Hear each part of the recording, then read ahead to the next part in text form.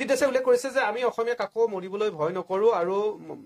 মাৰিবলৈ ভয় নকৰো এই যে মৰিবলৈ মাৰিবলৈ ভয় নকৰো এই ধৰণৰ কিন্তু প্ৰশ্নসমূহ লাহে লাহে কিন্তু কৰা আৰম্ভ কৰিছে এইবিলাকে ক্ষতি কৰে কিন্তু কেতিয়াবা এইবিলাক নহয় কৰিছে এই মাৰিবলৈ ভয় নকৰো মৰিবলৈ ভয় নকৰো লগত আছো বুলি কৈ এটা ওলাই নাহে দাদা এইটো তাক অজিত তই বেয়া চা নাপাবি মই কৈ দিছো মানে অনেষ্ট লাইন এইটো অনেষ্ট নোট কৰিলেও বেয়া পাই লাভ নাই মই মাৰ খাই পাইছো পুলিচৰ পৰা 2টা বেট 4টা বেট খোৱাৰ পাছত পাছফালে ঘূৰি চালে মানুহ নাথাকে পুলিচৰ বেতন আমি খাইছো এৰেষ্ট আমি খাইছো জেল আমি খাইছো এইবিলাক মানে পিছৰ এইবিলাক মানে এতিয়া মাথা লগাই কাম কৰা সময় এটা ইমোচনে গেম খেলিলে নহব ইমোচনৰ যোগেদি আইনখন উল্টা নহয় মাথা যোগেদি আইনখন মানে আইনৰ কাম চলাব গতিকে আমি এই ক্ষেত্ৰত কেনেকৈ আমাৰ ন্যায় দিব পাৰো ইমোচনত নহয় দেই এতিয়া ইমোচনত হলে যি কৰি দিবা যেনেকে আজি হেক ভৰাই দিলে কি কয় ভিক্টৰক ভৰাই দিলে অজয়ক ভৰাই দিলে কাইলৈ আৰু 10টাক ভৰাই দিব সন্মুখৰ পৰা কোন আহিব আৰু অসমীয়া মানুহখিনি এটা কিছু সংখ্যক মানুহৰ এইটো মানে এটা মানে লক্ষণ হয় বৈশিষ্ট্য হয় আমি 2-4জনক যেতিয়া পুলিচে ভৰাই দিয়ে আমি চুপচাপ হৈ যাওঁ অনুষ্ঠান পাতি মেলি ফেষ্টিভেল মহন্তৰাই টকা পইচা হকাইছিলে নহলে জুবিন গাৰ্গৰ ডাঙৰীয়াৰ বিল্ডিঙৰ বিপৰীতে এই চাত বিল্ডিং বনাই নেকি মেইন ৰজাই মানে অৱস্থা বেয়া লগত মানে পোহৰীবিলাকৰ কাৰোবাৰ 30 কোটি টকা কাৰোবাৰ হোটেল কাৰোবাৰ এই মস্ত 10-15 কোটি টকীয়া আপোনাৰ কি কয় ঘৰ বাৰী গতিকে জুবিন গাৰ্গ ডাঙৰীয়াৰ ক্ষেত্ৰত যিখিনি ঘটনা ঘটিলে কেতিয়াও কোনো কাৰণত মই পুৰা বিশ্বাস আৰু মই মাননীয় মুখ্যমন্ত্ৰী মহোদয় প্ৰত্যেকটো ক্ষেত্ৰতে মই টেগ কৰিছো যে জুবিন গাৰ্গৰ এই তদন্ত প্ৰক্ৰিয়াত আপুনিও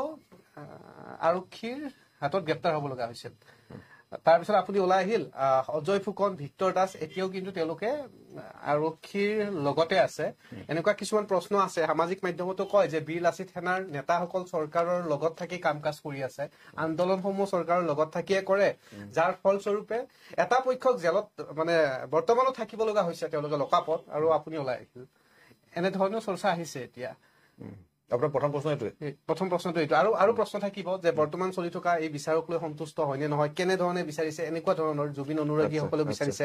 এতিয়া এই ধৰণৰ সামাজিক মাধ্যমত একাংশই ক'ব বিচাৰিছে বা চৰ্চা কৰি আছে যে বীৰ লাচিত সেনা আৰু চৰকাৰ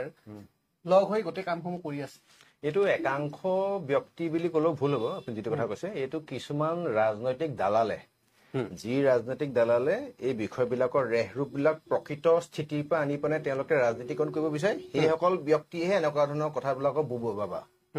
কথাটো ক্ৰিষ্টেল ক্লিয়াৰ হয় যিদিনাখনি সিদ্ধাৰ্থ শৰ্মা আহিছে বুলি খবৰ পাইছিলে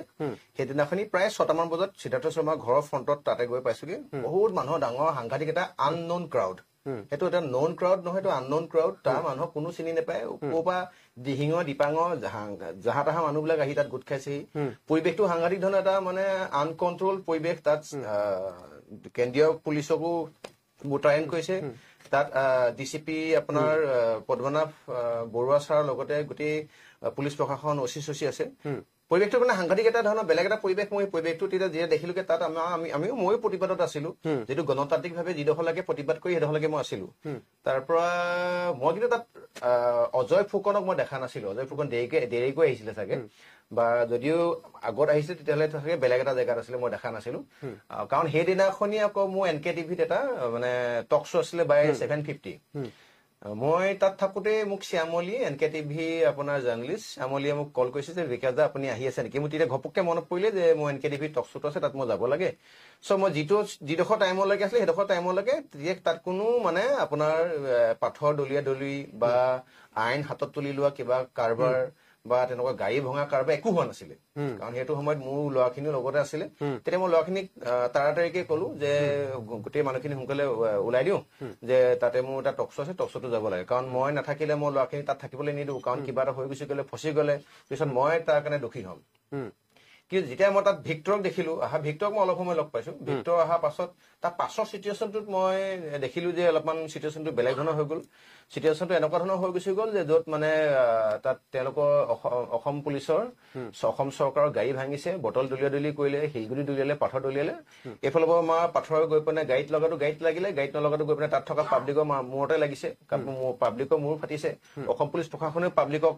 মাৰধৰ কৰিছে বহুকেইজন ব্যক্তি তাতে মানে বেয়াকৈ আঘাতপ্ৰাপ্ত হৈছে অসম পুলিচেও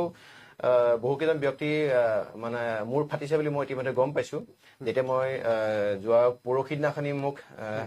ধৰি ৰাখিছিলে SB আৰু অসম পুলিচ অভিযোগ আহিছিলে আপোনাৰ বিৰুদ্ধে অভিযোগ আহিছিলে যে আৰক্ষীক আক্ৰমণ কৰা গাড়ী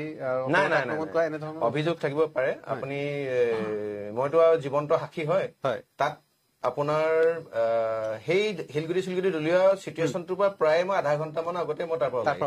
স্পষ্ট হ'ল এই বিষয়টো তাতে মই তাত থকাটো হয় প্ৰতিবাদত থকাটো হয় প্ৰতিবাদ এতিয়াও যাম আৰু জুবিন দাৰ কাৰণে মই নহয় হাজাৰজন লাখজন ওলাই আহিব কিন্তু এই বস্তুবিলাকক যে কোনোবাই লৈ পেলাই যে পলিটিকেল মানে ৰাজনৈতিকৰণ কৰি আছে এই বস্তুবিলাকক লৈ কোনোবাই এতিয়া যে আৰম্ভ কৰিছে কংগ্ৰেছ বিজেপি কোনোবাই যে আৰম্ভ কৰিছে হিন্দু মুছলমান কোনোবাই যে আৰম্ভ কৰিছে আপোনাৰ এই বগা কোলা যিটো ৰাজনীতি আৰম্ভ কৰিছে এই বিষয়টোৱে কিন্তু জুবিন দাৰ কিন্তু ন্যায় ক্ষেত্ৰত কিন্তু এই ট্ৰেকটো বেলেগ ফালে লৈ যাবগে আমাৰ এটাই কথা যে মাননীয় মুখ্যমন্ত্ৰী মহোদয় আৰু অসম পুলিচ প্ৰশাসনক এটাই আমি অনুৰোধ কৰিছো আমি তেওঁলোকৰ ওচৰত আমি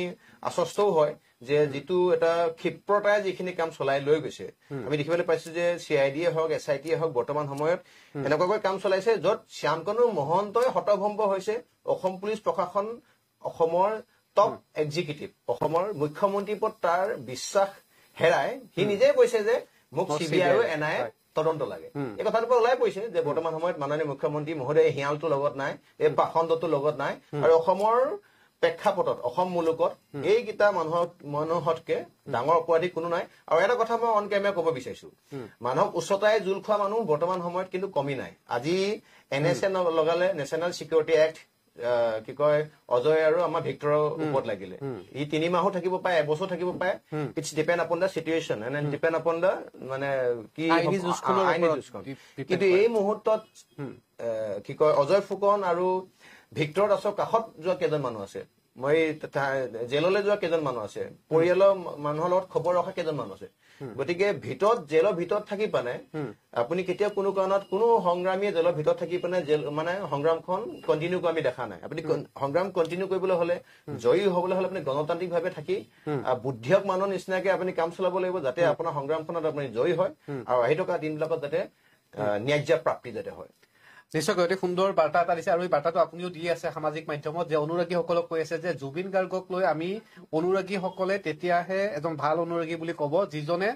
উশৃংখল পৰিৱেশত নাথাকি এটা আইনগত যুঁজত এটা সুস্থিৰ পৰিৱেশত যাতে আমি ন্যায় দিব পাৰো আৰু ইতিমধ্যে মই বিভিন্ন দৰ্শকসকলক জনাইছো যে প্ৰিয় দৰ্শক আপোনালোকৰ যদি কিবা প্ৰশ্ন থাকে এই লাইভ যিহেতু আমাৰ অনুষ্ঠানটো চলি আছে কমেণ্টত আপোনালোকে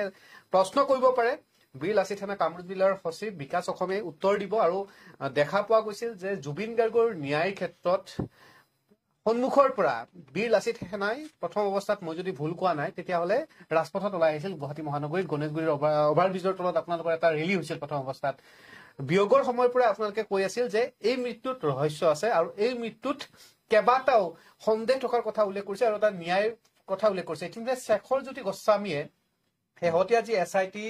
তদন্ত আৰু এই তদন্তত শেখৰজ্যোতি গোস্বামীৰ বিষয়ে হোৱা সংবাদ মাধ্যমত হোৱা চৰ্চা অনুসৰি শেখৰজ্যোতি গোস্বামীয়ে হেনো স্বীকাৰ কৰিছে যে জুবিন গাৰ্গক বিষ খোৱা হৈছে কি আপোনাৰ প্ৰতিক্ৰিয়াটো মই জানিবলৈ চেষ্টা কৰিম এজন অসমৰ হাৰ্টথ্ৰব যিজনক ছিংগাপুৰলৈকে লৈ যোৱা হ'ল যিবিলাক ওচৰে পাজৰে থকা মানুহ ইতিমধ্যে আপুনি উল্লেখ কৰিছে যে অসমত উচ্চতাই জল খোৱা মানুহৰ অভাৱ নাই কিন্তু জুবিন গাৰ্গৰ ক্ষেত্ৰত ওচৰে পাজৰে থকা ব্যক্তিসকলেই বিষ খুৱাই দিলে নাই প্ৰথমতে হ'ল ই শেখৰজ্যোতি গোস্বামী বুলি কোৱা এই ধুৰন্ধৰটো হ'ল ই প্ৰথম পাপী আৰু অপৰাধী যে জুবিন দা ঢুকাই যে আজি সিহঁতি 15টা দিন হ'ল যদি ভুল নাই হোৱা এই 15টা দিনৰ সি যোৱাকালি কথাটো ৰাইজৰ আগত ব্যক্ত কৰিছে এই 13টা দিনে সেই কথাখিনি কিয় লুকুৱাই ৰাখিছিলে যদি গমেই পাইছিলে তেতিয়াহ'লে এই শেখৰজ্যোতি গোস্বামীয়ে কোৱা কথাৰ অন্তৰালত ইয়াত আকৌ কিবা লুকাই আছে নেকি সেইকাৰণে মই অসম চৰকাৰক আৰু গৃহ বিভাগক এটা কথা বাৰে বাৰে কৈছো যে আপোনালোকে লাই ডিটেক্টৰ ব্যৱহাৰ কৰক যাতে ক জেগাত খ কলে আপোনালোকে গম পায় আৰু জুবিনদাৰ হ'ল ইমোচনটো কেৱল বীৰ লাচিত সেনা অসমৰ ইমোচনে নহয় আমাৰ গোটেই অসমবাসী ইমোচন সেইদিনাখনি বীৰ লাচিত সেনা অসমে সন্মুখত নেতৃত্ব লৈছিলো অসমৰ বিভিন্ন প্ৰান্তৰ পৰা গুৱাহাটীত থকা শুভাকাংক্ষী জুবিন প্ৰেমী আৰু গান প্ৰেমী ৰাইজে ওলাই আহিছিলে যে আমাক ন্যায় লাগে আৰু ন্যায়ৰ কাৰণে সৰ্বত্ৰে যিটো প্ৰতিবাদ চলিছে ই হ'ল গণতান্ত্ৰিক প্ৰতিবাদ গতিকে ইয়াত ক'ৰবাত নহয় ক'ৰবাত কেতিয়াবা উত্তেজিত হোৱাটোৰ কোনো মানে ভুল কথা বুলি আমি ধৰি নলওঁ কিন্তু আমি বিচাৰো যে জুবিনদাৰ এই ক্ষেত্ৰত মানে আৱেগিক হৈ থকা মানুহখিনিক অসমবাসীক মাননীয় মুখ্যমন্ত্ৰীয়ে যিটো ৰায়দান দিব সেই ৰায়দানটো মাননীয় মুখ্যমন্ত্ৰীৰ কাৰণে এনেকুৱা ধৰণৰ এটা ৰায়দান হ'ব মানুহটো মৰণশীল সকলো মৃত্যু হ'বই আপুনি মই মুখ্যমন্ত্ৰীৰ দিন মৃত্যু হ'ব চ' মুখ্যমন্ত্ৰীৰ মৃত্যুৰ পাছত মুখ্যমন্ত্ৰীৰ আত্মাই জুবিনদাৰ আত্মাক ক'বগে পাৰিব যে মই মোৰ মুখ্যমন্ত্ৰী শাসনৰ কালত এটলিষ্ট তোক মই ন্যায় দি থৈ আহিছো মানে আপুনি পৰজনমক বিশ্বাস কৰে 100% কিয় বিশ্বাস নকৰিম আৰু ভগৱান বিশ্বাস কৰে যেতিয়া, ভূত বিশ্বাস কৰে যেতিয়া চব বিশ্বাস কৰিব লাগিব। মানে কি কয়, ইতিবাচক আছে যেতিয়া নেতিবাচকো থাকিব, পজিটিভ আছে যেতিয়া নিগেটিভো থাকিব। নিশ্চয়কৈ আপুনি এটা সুন্দৰ বাৰ্তাও দিছে যে এই আন্দোলনসমূহ শৃংখলাবদ্ধভাৱে হ'ব লাগে, কিন্তু আমি সময়ে সময়ে দেখা পাওঁ যে বীৰ লাচিত সেনাৰ কিন্তু একাংশ আন্দোলনতো আপোনালোকৰ কিন্তু বিশৃংখলতাৰ সৃষ্টি হোৱা দেখা পোৱা যায়। নাই, এতিয়া মই আপোনাৰ লগত বেয়া নাপায় যদি মহোদয় ৰিলেটেড টপিকটো জুবিন গাৰ্গ পাতিম, বেলেগ নাপাতিম। জুবিন গাৰ্গ আগৰ কথা মই টানি নানিম, এটা কাৰণ আপোনাৰ ইয়াত মই আধা ঘণ্টা বহিম, আপুনি যদি বেলেগ কথা আগৰ কথা দি দিয়ে মোৰ মেইন কথা থাকি যাব। না, বিকাশ অসম ডাঙৰীয়া, মই জুবিন গাৰ্গ প্ৰসংগতে পাতিম। জুবিন গাৰ্গ প্ৰসংগত যেতিয়া আপোনাক গ্ৰেপ্তাৰ কৰা হৈছিল তেতিয়া আৰক্ষীকো মই প্ৰশ্ন কৰিছিলো, আপুনি হয়তো অৱগত যে কিয় বিকাশ অসমক আপোনালোকে গ্ৰেপ্তাৰ কৰিলে। আমাৰ থিম চঙত এটা লাইন আছে, প্ৰয়োজন বোধে হেনদাং আৰু প্ৰয়োজন বোধে শান্তি আলোচনা। য'ত হেনদাং ল'ব লাগে তাত আমাৰ শান্তি আলোচনাৰ কথা নাহে, আৰু য'ত আপোনাৰ শান্তি আলোচনাৰ কথা থাকিব তাত হেনদাঙৰ কথা মানে প্ৰয়োজনত হেনদাং লৈ জুবিন দাৰ ক্ষেত্ৰত আপোনালোকে হ'ব পাৰে চিটুৱেশ্যন ডিপেণ্ডছ আপন, আৰু চিটুৱেশ্যনে কম্পেল কৰিলে যিকোনো ধৰণৰ ঘটনা ঘটি যাব পাৰে। এতিয়া শেহতীয়াভাৱে দেখা পোৱা গৈছে যে চামকানু মহন্তৰ পৰিয়ালৰ লোকসকলেও ইয়াত আহি আছে, আৰু চামকানু মহন্তৰ যিটো নৰ্থ ইষ্ট ফেষ্টিভেল, এই ফেষ্টিভেলটোৰ যিটো কোম্পানীটোৰ কিন্তু বৰ্ড অফ ডাইৰেক্টৰৰ চামকানু মহন্তৰ পত্নীও আছে, কিন্তু পত্নীক এতিয়ালৈকে কোনো ধৰণৰ আৰক্ষীয়ে সোধ পোছা কৰা নাই এতিয়ালৈকে। এই বিষয়ত দুদিন দেৰি হৈছে, কিন্তু মই বোধগম্য যে ইয়াত মানে কি কয়, এই পৰা আৰম্ভ কৰি জেডলৈকে প্ৰত্যেকটো মানুহ ফচিব। কাৰণ মহোদয় আপুনি কথা জানে চাগে এটা কথা, যে বহু মৃত্যু দেখিছো, কিন্তু এনে মৃত্যু দেখা নাই যি মৃত্যু ভাৰতৰ ভিতৰত প্ৰথম, ৱৰ্ল্ডৰ ভিতৰত চতুৰ্থ, আৰু গায়কৰ ভিতৰত দ্বিতীয়। আৰু আমি বিগত দিনত আপুনি ভূপেন হাজৰিকা ডাঙৰীয়াৰ ক্ষেত্ৰতো দেখিছিলে সুধা কণ্ঠ, কিন্তু এতিয়া আমি দেখিছো, কিন্তু এই মৃত্যুত আমি দেখিছো কাছ, বগলী, গৰু ছাগলী পৰা আৰম্ভ কৰি কুকুৰৰ পৰা আৰম্ভ কৰি মানে বান্দৰ আহি পেলাই শ্ৰদ্ধাঞ্জলি অনুষ্ঠানত আহি পেলাই নিজে পৰি দিছেহি। আৰু এইবোৰ মানে কোনোবাই AI এপেদি বনোৱা বিষয় নহয়, আৰু কোনোবাই মনে সজা বিষয় নহয়। আনকি সৰু সজাইও সেই মুহূৰ্তটো আপুনি মন কৰিছে চাগে, যে কেৱল সৰু সজাই তেওঁ যিদিনাখন আপোনাৰ মানে আছে সেইদিনাখনি সাংঘাতিককে বৰষুণ দিছে। গতিকে ইয়াৰ পৰা এটা প্ৰমাণ আৰু প্ৰতিফলিত হৈছে যে তেখেত সাধাৰণ আত্মা নহয়, তেখেত পুণ্যাত্মা হয়। আৰু জুবিন গাৰ্গ ডাঙৰীয়াৰ ক্ষেত্ৰত যিয়ে এনেকুৱা ধৰণৰ অনিয়ম অবিচাৰ কৰিব, তিলকে মানে ভুগি মৰিব লাগিব। আৰু এইটো কথা মই বিগত দিনতো মই মাননীয় মুখ্যমন্ত্ৰীক এইটো অনুৰোধ কৰিছো যে এই ক্ষেত্ৰত আপুনি ন্যায় দিবই লাগিব, কাৰণ ন্যায় নিদিলে কিন্তু জুবিন গাৰ্গ ডাঙৰীয়াৰ আত্মাই কিন্তু তেতিয়া নিজে ন্যায় বিচাৰি ল'ব। মুখ্যমন্ত্ৰীৰ কথা ওলাওতে মুখ্যমন্ত্ৰীক আজি আমাৰ সতীৰ্থ সাংবাদিকে প্ৰশ্ন কৰিছিল গ্ৰাউণ্ডত। মুখ্যমন্ত্ৰীক প্ৰশ্ন কৰোঁতে মুখ্যমন্ত্ৰীয়ে উল্লেখ কৰিছে যে প্ৰতিটো উত্তৰ মই ফেচবুকত দিম, সামাজিক মাধ্যমত দিম, কাৰণ সংবাদ মাধ্যমক যদি দিওঁ তেতিয়াহ'লে প্ৰতিটো সংবাদ মাধ্যমৰ মন্তব্যটো পৃথক হ'ব পাৰে। অৰ্থাৎ মুখ্যমন্ত্ৰীও এই বিষয়টোৰ ওপৰত যথেষ্ট চিৰিয়াছ হৈ উঠিছে। কাৰণ আপুনি এটা কথা মন কৰিব দেই, মই মুখ্যমন্ত্ৰী, মই আপোনাক নাভাবিব যে মুখ্যমন্ত্ৰী মই ফৰে কৈছো বুলি, কিন্তু এটা কথা মন কৰিছো যে পাব্লিকৰ ডিমাণ্ড বিলাকৰ ওপৰত গুৰুত্ব দি কিন্তু তেখেতে এই চিটুৱেশ্যনটোত কাম কৰিছে। তেখেতে যেতিয়া বিচাৰিলে যে আমাৰ পষ্টমৰ্টেম লাগে, তেতিয়া পষ্টমৰ্টেম কৰিছে, বা ইভেন তেওঁ CBI দিয়ালৈকে সদিনা কৈছে যে দৰকাৰ হলে প্ৰয়োজনত CBI-কো দিব যদি CID ফেইল হয়। কিন্তু এতিয়া শ্যামকানু মহন্ত যেতিয়া নিজে ক'লে মোক NIA আৰু CBI লাগে, তেতিয়া ইয়াততো ডালমেকুচ কালা কাৰণ শ্যামকানু মহন্তই অসম পুলিচ প্ৰশাসন বা অসমৰ টপ এক্সিকিউটিভজনক বা মুখ্যমন্ত্ৰীক বিশ্বাস নকৰো বুলি কৈ দিয়াৰ লগে লগে আমাৰ ডাউট হৈ গুচি গ'ল যে শ্যামকানু মহন্ত ইয়াত ক'ৰবাত নহয় ক'ৰবাত মানে ঘটনা আছে, য'ত মাননীয় মুখ্যমন্ত্ৰী মহোদয়ে in favour of public, in favour of Zubeen Garg emotion, in favour of Assamese ইমোচনৰ কাৰণে কাম কৰিবলৈ লৈছে, য'ত শ্যামকানু মহন্ত হতভম্ব হৈছে। কথাটো আপুনি গম পাইছে নে? অলপমান এনালাইচিছ কৰি চাওক। গতিকে মোৰ কথাটো এনেকুৱা লাগিছে, আৰু মাননীয় মুখ্যমন্ত্ৰী মহোদয়, মই যিমানলৈকে জানো বুজো, আমি বহুত সৰুৰ পৰা দেখি আহিছো, লগ পাই আহিছো, গতিকে মই এটা কথা মোক অলপমান ক্লিয়াৰ যেন লাগে তেওঁৰ এক্টিভিটিজৰ ফালৰ পৰা। ইমান মানে অসম চৰকাৰখনৰ, ইমান অসমখনক লোকচান কৰা, ইমান অনিষ্ট কৰা মানুহজনৰ হৈ কেতিয়াও কোনো কাৰণত মাননীয় মুখ্যমন্ত্ৰী মহোদয়ে কাম নকৰে। আৰু আমিও তেখেতক কম যে আপোনাৰ শক্তি দিয়ক আৰু সুমতি দিয়ক, যাতে এই কালপিত কেইটাক যাতে আপোনালোকে মানে ফাষ্ট ট্ৰেক আদালতত যাতে খাৰা কৰিব পাৰে। নিশ্চয়কৈ ৰাজ্যৰ লাখ লাখ অনুৰাগী, আনকি ৰাজ্যৰ বাহিৰত থকা অনুৰাগীসকলেও কিন্তু এতিয়া মুখ্যমন্ত্ৰীৰ ডক্টৰ হিমন্ত বিশ্ব শৰ্মাৰ ওপৰত নজৰ ৰাখিছে যে এই বিষয়টোৰ ওপৰত কেনেধৰণে পৰ্যায়ক্ৰমে বিচাৰ হ'ব। আৰু মুখ্যমন্ত্ৰীয়ে ইতিমধ্যে অৱগত কৰিছিল যে মোক 15টা দিন আপোনালোকে দিয়ক, এইটো যে আপোনালোকে সময়মতে পাই থাকিব, এনেধৰণৰ মন্তব্য কৰা দেখা পোৱা গৈছে। আজিৰ দিনটোলৈকে আমি যদি চাওঁ, সোণাপুৰ যি ক্ষেত্ৰ, মই ক্ষেত্ৰ বুলিয়ে কওঁ, সোণাপুৰ জুবিন ক্ষেত্ৰ বুলি কওঁ, এই জুবিন ক্ষেত্ৰত কিন্তু আজিৰ দিনটোলৈকে অজস্ৰ লোক অহা যোৱা কৰি আছে। এই ক্ষেত্ৰত এটা মেছেজ যাব নেকি বীৰ লাচিত অসমৰ তৰফৰ পৰা, যে আজি বঙাইগাঁৱৰ পৰা অহা দেখা পাইছো এটা দল যিসকলে বাধা দিছিলে? হয়, এই ক্ষেত্ৰত আপোনালোকৰ এটা মই মেছেজ এটা বিচাৰিছো। চাওক মোৰ দুটা কথা এক নম্বৰ কথা হ'ল আজি 15টা দিন হৈছে আৰু 15টা দিনত কিন্তু কিছুমান এনেকুৱা একিউজ বা আসামী বা অপৰাধী জেলত সোমায়ো জেলৰ পৰা ওলাই গৈছে গতিকে মাননীয় মুখ্যমন্ত্ৰী মহোদয় অসম পুলিচ বিভাগক কৈছো আৰু ডিলে নকৰিব আৰু 2 নম্বৰ হ'ল জুবিন গাৰ্গ ডাঙৰীয়া এই কেৱল 15টা দিনৰ ইমোচনছ নহয় মানে জুবিন গাৰ্গ ডাঙৰীয়া মই বুঢ়া হৈ মৰি যাম মোৰ বাচ্চাও বুঢ়া হৈ মৰি যাব তাৰপিছতো জুবিন গাৰ্গ ডাঙৰীয়া ইমোচনছ সোণাপুৰৰ ইমোচনছ কেতিয়া কোনো কাৰণে খতম নহয় এইটো অমূলক গতিকে 15 দিন নহয় আৰু তেনেকুৱা 15,000 বছৰলৈকে জুবিন দা ইমোচন চলি থাকিব ইতিহাসৰ 10টা পেজত থাকিব আহি থকা দিনত আপোনাৰ কলেজ স্কুলৰ কিতাপবিলাকত জুবিন দাৰ বিৱৰণী থাকিব জুবিন দাৰ নামত কিতাপ থাকিব মই ইতিমধ্যে একদম প্ৰথমতে এটাই আপোনাৰ প্ৰস্তাৱ দিছিলো যে জুবিন গাৰ্গ ইউনিভাৰ্চিটি নামে এখন ইউনিভাৰ্চিটি হ'ব লাগে জুবিন গাৰ্গ নামৰ আপোনাৰ এয়াৰপৰ্টটো হ'ব লাগে দৰকাৰ হ'লে বৰ্ষাপা যি ষ্টেডিয়াম এনেকুৱা ধৰণৰ ইণ্টাৰনেশ্যনেল ষ্টেডিয়াম জুবিন গাৰ্গৰ নামেৰে হ'ব লাগে কাৰণ 100-150 ওপৰ কাণ্ট্ৰিয়ে যদি জুবিন গাৰ্গ ডাঙৰ এক্সাৰ্চ কৰিব পাৰে তেতিয়া আমি বিচাৰো ইণ্টাৰনেশ্যনেলি জুবিন গাৰ্গ এষ্টাব্লিছ হ'ব লাগে ভাৰত ৰত্ন পাব লাগে জুবিন গাৰ্গ ডাঙৰীয়া নামৰ চাওক মই এটা কথা কম দেই বিগত দিনত বহুত মানুহ ঢুকাই গৈছে বহুত শিল্পী ঢুকাই গৈছে কিন্তু জুবিন গাৰ্গ ডাঙৰীয়া নিচিনা কোনো শিল্পী কেতিয়াও কোনো কাৰণত তুলনা নহয় এটা কাৰণতে আহি থকা দিনতো কোনোবাই 38,000 জেগাত 50,000 গান গাব পাৰে 40টা ভাষাৰ জেগাত 50টা ভাষাত গান গাব পাৰে কিন্তু জুবিন গাৰ্গ ডাঙৰীয়াই দুখীয়া নিচলা দৰিদ্ৰ বিপদত পৰা মানুহক যেনেকে কাম চলাইছিলে বিগত দিনত কোনো কৰা নাই আহি থকা দিনত যে কৰিব আমাৰ মানে নধৰে গতিকে জুবিন গাৰ্গ ডাঙৰীয়া হ'বলৈ হ'লে এইখন মানে সাংঘাতিক ধৰণৰ এটা বিশাল এটা মানে ভগৱানৰ অৱদান হ'ল এইটো মানৱৰূপী ভগৱান আছিলে দেৰিকে সকলোৱে চিনি পাইছে আৰু জুবিন দাৰ ক্ষেত্ৰত কোনো ভিভিআইপি কোনো ধৰণৰ ষ্টাণ্ডেই নাছিল ক্ষেত্ৰতে সমান আমি মই বহুত 2-3 বাৰ গৈছো জুবিন দাৰ ওচৰত মই জুবিন দাৰ ঘৰতো খাৰগুলিতো গৈছো জুবিন দাক ইবাগো লগ কৰিছো জুবিন দাক মই বহুত ভাল পাওঁ কাৰণে এবাৰ মই জুবিন দাৰ ওচৰলৈ গৈছিলো যে দাদা এইটো আপোনাৰ মিডিয়াত মই প্ৰথম কম আগতে কেতিয়াও কাকো কৈ পোৱা নাই যে দাদা মানে ভাবিছো দাদা ভালকে 2 দিনমান জীয়াই থাকক ভালকে থাকক বুলি ভাবি দাদা ওচৰলৈ গলো মোক লৈ গৈছিলে নীলাক্ষী বুলি কোৱা জুবিন দাৰ মানে ভনীয়েক জংকী বাৰ লগৰ এজনী বায়ে লৈ গৈছিলে হা তে মই দাদাক কলো যে আপোনাক য়োগা শিকাম মই য়োগাতে এতিয়া PhD কৰি আছো তেতিয়া মানে য়োগাত মই মাষ্টাৰ্ছ কৰি আছিলো দাদা আপোনাক মই য়োগা শিকাম আপুনি য়োগা কৰিব লাগিব দাদাই মানে ঘপককে চব কথা ধেমালি হৈ কৈলো তাৰ কথাটো শুনিলে বহুত তাক কৈছো মাতছাত নাই মতা যে কিয় মতা নাই তাৰপৰা তেওঁ মই হাতবিলাক এনেকে অলপমান মই সুযোগ থেৰাপি শিকিছিলো যে পিটিকি মেলি চাইছো তাই মোক ক'লে য়োগা কৰিম বোলে এতিয়া অলপমান মানে মোৰ কথাটো শুনিতে মোৰ দাদালে মনত পৰি বেয়াও লাগিছে হাঁহি উঠিছে মই য়োগা শিকিম কিন্তু এটা চৰ্ত আছে কৈছো মই কি চৰ্ত য়োগা বোলে মোৰ পাছফালে এটা কুঁৱা আছে কুঁৱা পানীৰ তলত শিকিম বুলি ক'লে তাৰপৰা মোৰ ভয় খাই গলো মানুহটো কথাটো চিৰিয়াছলি কৈছে মানে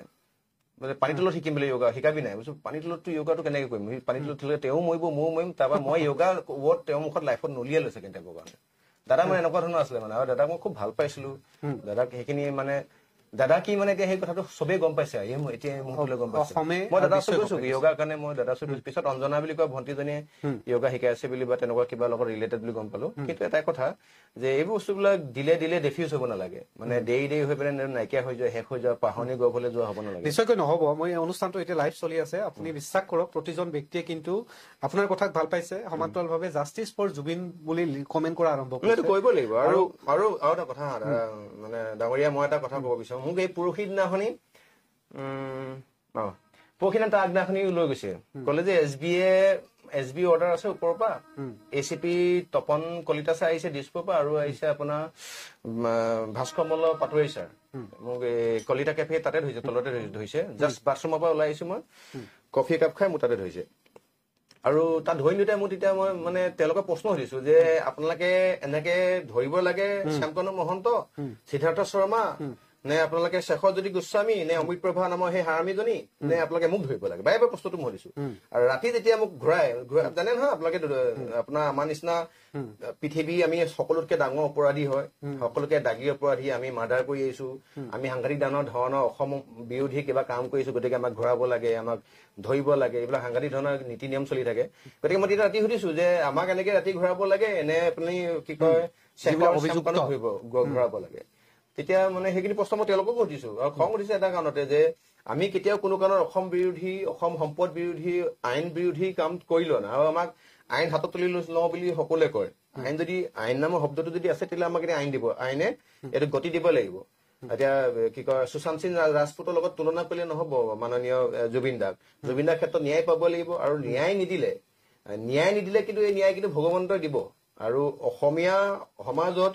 অসমৰ আৱেগৰ সমাজত সাংস্কৃতিক পথাৰৰ সমাজত কেতিয়া কোনো কাৰণত শ্যামকানু মহন্ত সিদ্ধাৰ্থ শৰ্মা নিচিনা এই কুলাংগাৰখিনি কেতিয়া কোনো কাৰণত ক্ষমাৰ যোগ্য নহয় আৰু যিখিনি মানুহ ইতিমধ্যে আপোনাৰ ছিংগাপুৰত যিখিনি মানুহে এই লাহ বিলাসত আছিলে এই ইয়টখনৰ ওপৰত যিখিনি মানুহ আছে প্ৰত্যেকটো মানুহকে আনিব লাগে আৰু আপোনাৰ কেমেৰাৰ পিছত টিকা চেলাই বেট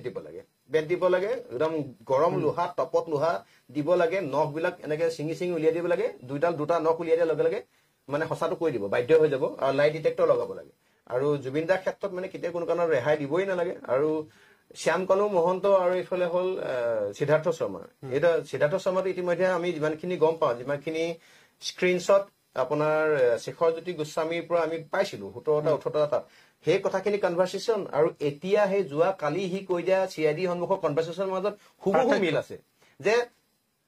কি কয় জুবিন গাৰ্গ ডাঙৰীয়া ছিংগাপুৰত নুঢুকালেও অসমত আহি ঢুকালেহেঁতেন ডেট মিনছ তেতিয়ালে কিবা এটা দিছে যিটো কাৰণত তাত নুঢুকালো দুদিন দেৰিকে হলে অসমতো ঢুকালেহেঁতেন গতিকে গৰিমা বক মই এতিয়া কাৰণে এটা কাৰণে ধন্যবাদ জ্ঞাপন কৰিছো মই গৰিমা বক দাদা ঢুকোৱাৰ পাছত মই দুবাৰ লগ পাইছো একবাৰ মই কথা পতা নাই গৰিমা বৌলৈ মোক খং উঠি আছে বৌৰ লগত যে বৌ আপুনি এই মক্কেলখিনি এই মানে আপোনাৰ ৰাক্ষসখিনি যিখিনি মানুহে আপোনাৰ মানুহজনক মানে একদম তৰপে মাৰিলে হত্যা কৰিলে মানুহখিনি হৈ আপুনি কিয় ডিফেন্স দিছে যেতিয়া মানে এটা ভিডিঅ' আপলোড কৰিছিলে যে সিদ্ধাৰ্থক আপোনালোকে একো নকৰিব আমুক তামুক দিছে তাক কিন্তু পিছতে শেহতীয়াকৈ মানে গৰিমা বৈ তেতিয়া কথাখিনি বুজি পালে যে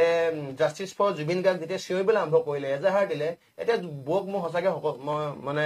সকলোতকে শ্ৰদ্ধা নিবেদন কৰিছো যে বৌ আপুনি এই ক্ষেত্ৰত কেতিয়াও কোনো কাৰণত আপুনি আপোচ নাই কৰা যে ভাল পাইছো আৰু অসমবাসীয়ে বৰ্তমান সময়ত জুবিন দা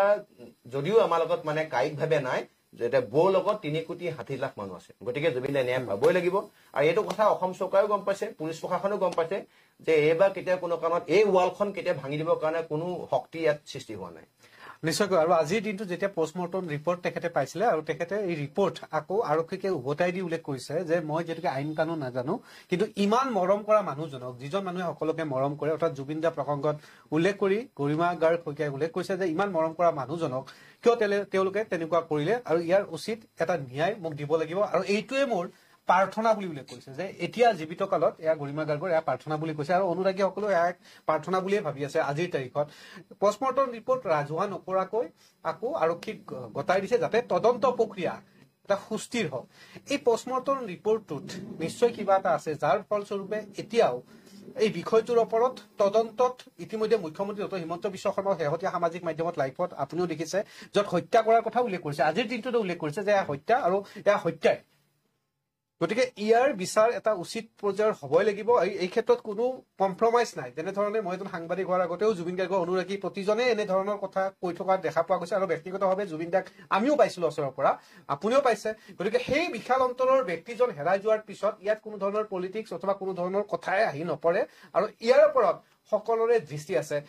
বিকাশ দা এতিয়া কি বিচাৰিছে আপোনালোকে যে এই প্ৰক্ৰিয়াটোত চৰকাৰে কেনেধৰণে সমাধান কৰাটো বিচাৰিছে যে এই আইনী যুঁজখন আকৌ পলম হ'ব নেকি চাওক এতিয়া মানে নিজৰ হাজবেণ্ডজন বা নিজৰ যিজন প্ৰাণৰ মানে বুকু কুটুম সেই মানুহজনেই নাই জুবিন দাই নাই এতিয়া পোষ্টমৰ্টম ৰিপৰ্টটো লৈ বৌক কৰিব কি মই বৌক এটাই অনুৰোধ কৰিব বিচাৰিছো যে জুবিন গাৰ্গ ডাঙৰীয়া বৰ্তমান সময়ত কেৱল মানে গৰিমা বৌৰ বা কি কয় স্বামী বা কাৰোবাৰ পুত্ৰ কাৰোবাৰ বায়েক বা কাৰোবাৰ ভায়েক বা কাৰোবাৰ মানে ককায়েক হৈ থকা নাই জুবিন গাৰ্গ ডাঙৰীয়া বৰ্তমান সময়ত অসমৰ কাৰোবাৰ মানে ককায়েক কাৰোবাৰ কোনোবাই পুত্ৰ বুলি ভাবে কোনোবাই XYZ বুলি ভাবে গোটেই অসমৰ পৰিয়াল মানে এনেকুৱা ঘটনা কেতিয়াও ঘটা নাই য'ত এটা পৰিয়ালত 5জন মানুহে কান্দিছিলে একেলগে এতিয়া আজি মুহূৰ্তলৈকে কান্দি আছে গতিকে মই বৌক এটা কথা ক'ব বিচাৰিছো বৌ যিটো আপোনাৰ পোষ্টমৰ্টেম যিটো ৰিপৰ্ট আহিছিলে আপুনি চৰকাৰক অনুৰোধ কৰক যে সেই ৰিপৰ্টটো মানে পাব্লিক কৰি দিবৰ কাৰণে পাব্লিকেও জানিব বিচাৰে যে দাদাৰ ক্ষেত্ৰত কি এক্সেক্টলি হৈছিলে মেডিকেল ৰিপৰ্ট কি পাব্লিক কৰিলে কি অসুবিধা হ'ব পাৰে আমি এটা আলোচনা কৰিছো যে এনেকুৱা অপ্ৰীতিকৰ পৰিস্থিতি হ'ব পাৰে নেকি যেতিয়া ৰিপৰ্ট মেবি তেনেকুৱা হ'ব পাৰে সেইটো ভয় খাইছে নেকি আৰু বহুত মেচুৰ ডিচিছন কিছুমান লৈছে কিন্তু শেহতীয়াভাৱে জুবিন গাৰ্গৰ পত্নী গৰিমা গাৰ্গ লৈছে সেইটো মানিব লাগিব সেইটো লৈছে যথেষ্ট ধৈৰ্য বৌয়ে ফাইনেলি গম পালেগে যে যি জুবিন গাৰ্গৰ একাউণ্টত 10,000 টকা থকাৰ বিপৰীতে সিদ্ধাৰ্থ শৰ্মা 30 কোটি টকীয়া আপোনাৰ ৰয়েল হেৰিটেজ আছে 2-3টা পানী ফেক্টৰী আছে মাটিবাৰী আছে কৰবাত তেওঁৰ ভাগৰ আপোনাৰ ফ্লেট আছে আৰু তাৰ বুজিবলৈতো একো বাকী নাথাকিলে গতিকে আৰু যি জুবিন গাৰ্গৰ চিম কাৰ্ডটো 2025 চনৰ এপ্ৰিলৰ 10 তাৰিখৰ দিনাখনি 4:37 টেলিকমত গৈ পেলাই তেওঁ জুবিন দাৰ নামত থকা চিম কাৰ্ডটো নিজৰ নামলৈ কৰিব বিচাৰিছে। এনেকুৱা ধৰণৰ পাখণ্ড থাকিব পাৰে নেকি? আৰু এটা কথা মই কম দেই ইয়াৰ যোগেদি, বাকী যিখিনি এতিয়া বৰ্তমান সময়ত কোনোবা গায়ক বা কোনোবা গায়কৰ বা শিল্পীলে মানে কনভাৰ্ট হওঁ হৈ আছে, এই লগত থকা মেনেজাৰবোৰ এটলিষ্ট চাই মেলি ৰাখিব। আৰু মাননীয় মুখ্যমন্ত্ৰীকো এইটো মই আহ্বান জনাম যে আপোনাৰ হুৱে বাৱে লৈ খোৱা যিকোনো ধৰণৰ মানুহবিলাক অলপ চাব, মানে মানুহক চাওক। দাদা মই আপোনাক এটা কথা ক'ম, মই সাপক চবচে বেছি বিশ্বাস কৰো। আজি অলপ সময় আগত মই প্ৰতিবিম্ব লাইভত এইটো কথা কৈছো, মানে সাংবাদিকজনেও ভাবিছে মানে ই কি কথা ক'লে। মই সাপক এটা কাৰণে বিশ্বাস কৰো, সাপক আপুনি যিমান গাখীৰ নোখোৱাক লাগিলে তাৰ ইউনিভাৰ্চেল ট্ৰুথটো কি আপোনাক খুটিত বৈ, যিমান গাখীৰ নোখোৱাক। সাপে যোগীকো খুটে, কিন্তু মানুহে আপুনিতো মোক এতিয়া মাৰি পেলাব বুলি নাভাবিম। মোৰ বিশ্বাসটো কি আপুনি মোক একো নকৰে, কিন্তু আপুনি মোক পাছফালৰ মাৰি দিলে। কিন্তু সেইটো হ'ল মানে সকলোকে মই জীৱনৰ ডাঙৰ এটা মানে অবিশ্বাসক মই বিশ্বাস কৰি লৈছো। কিন্তু সাপক এটা কাৰণে বিশ্বাস কৰিব, তাৰ এইটো মানে হেৰি হয় আপোনাক খুটি বৈ। সেইটো কাৰণে সাপকে বিশ্বাস কৰিবলৈ কৈছো। মানুহ নামৰ এই মানে তথাকথিত এই মানে ভদ্ৰ মুখা দেখাই থকা, ইয়ালৈকে একদম টাই মাৰি পেলাই এই ডাঙৰ ডাঙৰ ইংৰাজীত কথা কৈ থকা এই মানুহবিলাকক অলপমান প্ৰত্যেকজন মানুহ সাৱধান হোৱাটো প্ৰয়োজন। আৰে জুবিন গাৰ্গ ডাঙৰীয়া নাই, আপুনি ভাবচোন। আপুনি জুবিন গাৰ্গ লিখিব পাৰিব? আপুনি 19 তাৰিখত যেতিয়া ঘটনাটো পাইছিলো, কিবা মই ভাবিছিলো কোনোবাই কিবা তেওঁ ৰৈ বিনালে, দাদা ৰৈ বিনালে চিনেমাখন কিন্তু হেৰিয়ৰ কাৰণে কি কয় প্ৰমোচনৰ কাৰণে মোকো কৈছিলে দেই। মই মানে সেইটো প্ৰমোচন কৰাৰ কাৰণে কি কয় আপোনাৰ জয়ন্ত দাই কৈছিলে যে দাদা চিনেমাখন আহিছে, তই অলপমান চাই দিব লাগিব। মই হ'ব দাদা চাম। মই ভাবিছো কিবা ৰৈ বিনালে চিনেমা কিবা প্ৰমোচন কিবা তেনেকুৱা হৈছে নেকি, নহলে কোনোবাই এআই এপৰ যোগেদি বনাইছে। আপুনি জুবিন গাৰ্গ নাই, আপুনি আকৌ 10 টাইমছ ভাবি দিয়কচোন, মানে উশাহ চুশাহ খেলি মেলি হৈ যায়। জুবিন গাৰ্গ নাই, আপুনি চাওকচোন। জুবিন গাৰ্গ ডাঙৰীয়া বুঢ়া হৈ 95 ইয়াৰ্ছত ঢুকালেও আমাৰ আপত্তি আছে,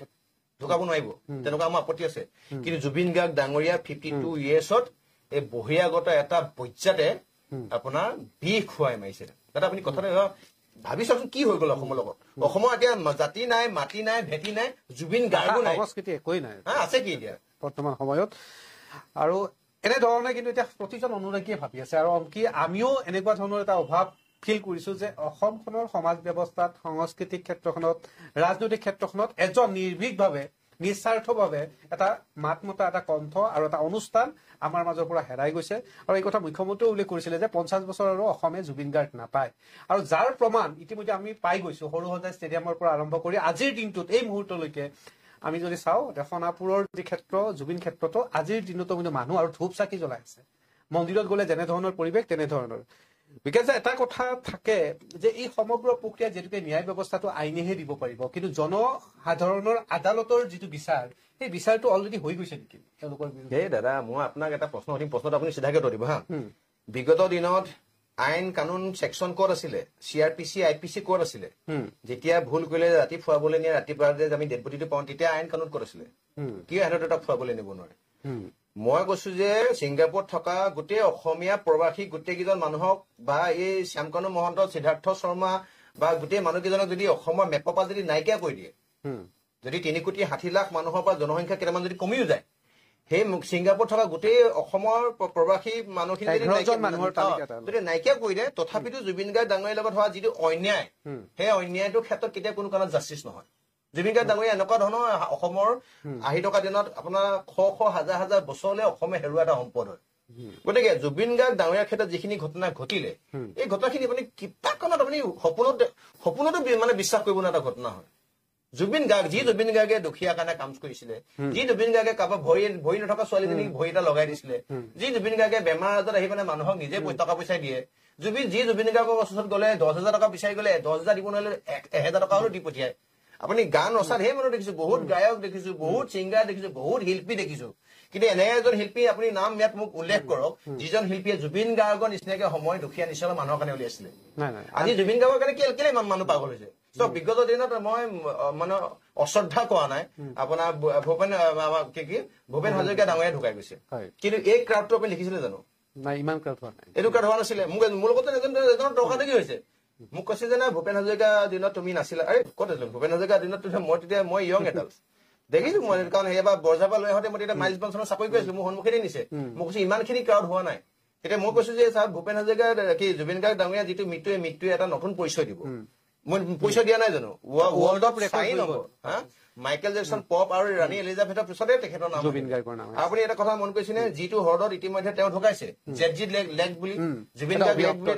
গুগলে নামাকৰণ কৰিছে হামিং কিং অফ ৱৰ্ল্ড গুগলে কৈছে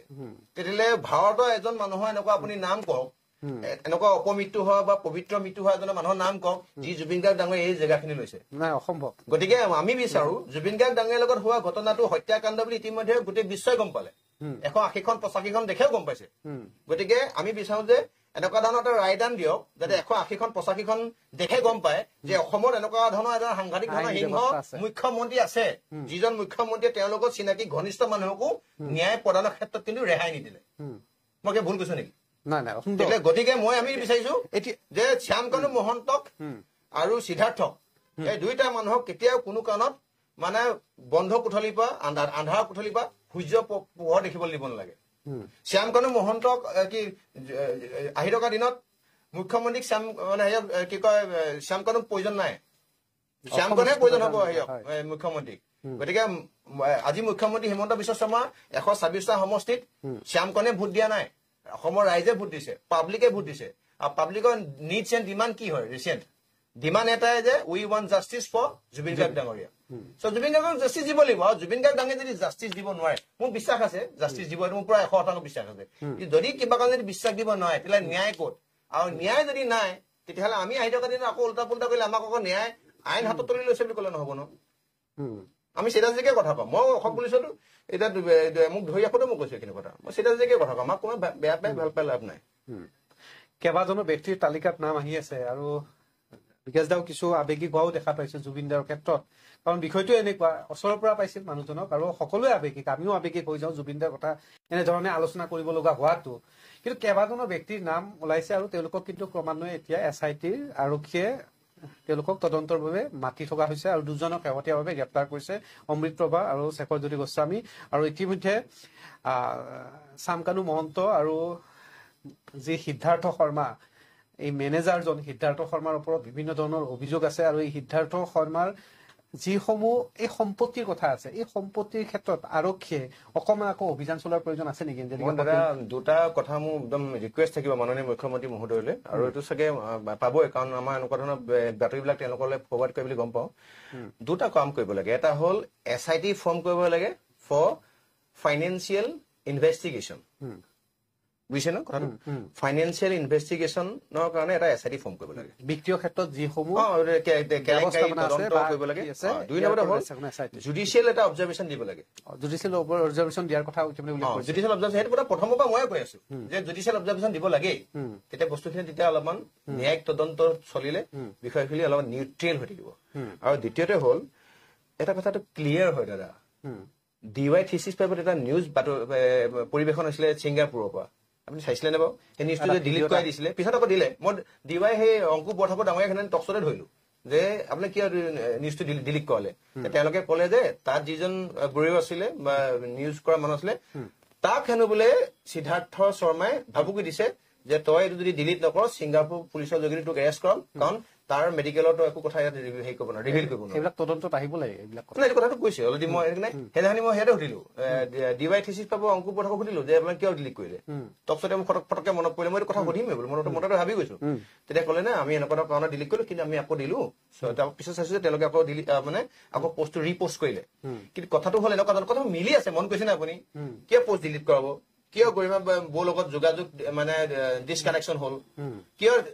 CPR দিছিলে কাৰ্ডিয়াক পালমিনাৰী ৰেছপিৰেশ্যন যে দিছিলে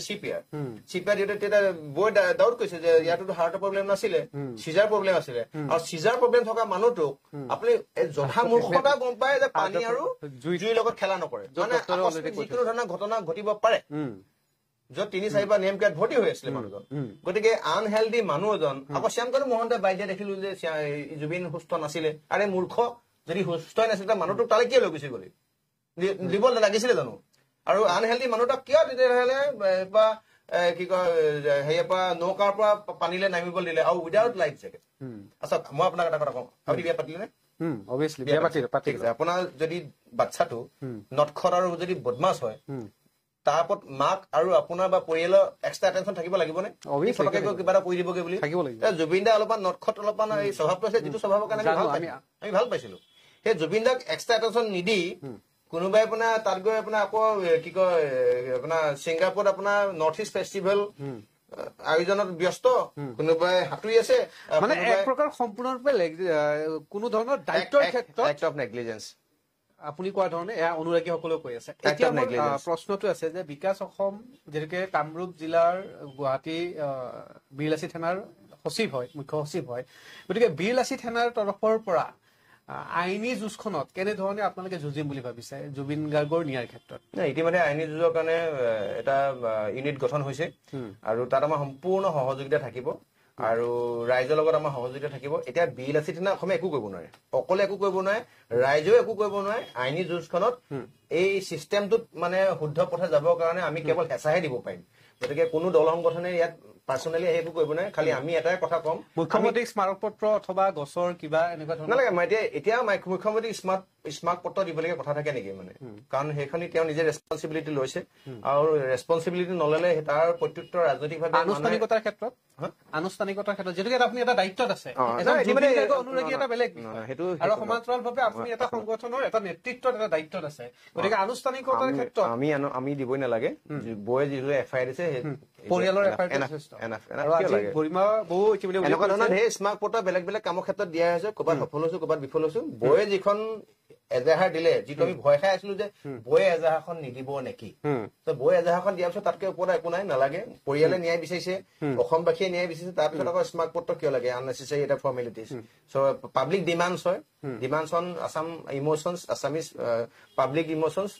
ন্যায় দিবই লাগিব যেতিয়া আইনে কিছুমান ডকুমেণ্ট বিচাৰি মই সেইকাৰণে এই প্ৰশ্নটো কৰিছিলো মোৰ কেইবাটাও কমেণ্ট কৰিছে মই কেইবাজনৰো কমেণ্ট পঢ়িব পৰা নাই লাইফত আমি কমেণ্টবোৰ পঢ়ি দিওঁ আপোনাকো কেইবাটাও প্ৰশ্ন কৰিছে আপোনাক প্ৰশংসাও কৰিছে অজিত দাসে উল্লেখ কৰিছে যে আমি অসমীয়া কাকো মৰিবলৈ ভয় নকৰো আৰু মাৰিবলৈ ভয় নকৰো এই যে মৰিবলৈ মাৰিবলৈ ভয় নকৰো এই ধৰণৰ কিন্তু প্ৰশ্নসমূহ লাহে লাহে কিন্তু কৰা আৰম্ভ কৰিছে এইবিলাকে ক্ষতি কৰে কিন্তু এইবিলাক কৰিছে এই মাৰিবলৈ ভয় নকৰো মৰিবলৈ ভয় নকৰো লগত আছো বুলি কৈ এটা ওলাই নাহে দাদা এইটো তাক অজিত তই বেয়া চা নাপাবি মই কৈ দিছো মানে অনেষ্ট লাইন এইটো অনেষ্ট নোট কৰিলেও বেয়া পাই লাভ নাই মই মাৰ খাই পাইছো পুলিচৰ পৰা 2টা বেট 4টা বেট খোৱাৰ পাছত পাছফালে ঘূৰি চালে মানুহ নাথাকে পুলিচৰ বেতন আমি খাইছো এৰেষ্ট আমি খাইছো জেল আমি খাইছো এইবিলাক মানে পিছৰ এইবিলাক মানে এতিয়া মাথা লগাই কাম কৰা সময় এতিয়া ইমোচনে গেম খেলিলে নহব ইমোচনৰ যোগেদি আইনখন উল্টা নহয় মাথা যোগেদি আইনখন মানে আইনৰ কাম চলাব গতিকে আমি এই ক্ষেত্ৰত কেনেকৈ আমাৰ ন্যায় দিব পাৰো ইমোচনত নহয় দেই এতিয়া ইমোচনত হলে যি কৰি দিবা যেনেকে আজি হেক ভৰাই দিলে কি কয় ভিক্টৰক ভৰাই দিলে অজয়ক ভৰাই দিলে কাইলৈ আৰু 10টাক ভৰাই দিব সন্মুখৰ পৰা কোন আহিব আৰু অসমীয়া মানুহখিনি এটা কিছু সংখ্যক মানুহৰ এইটো মানে এটা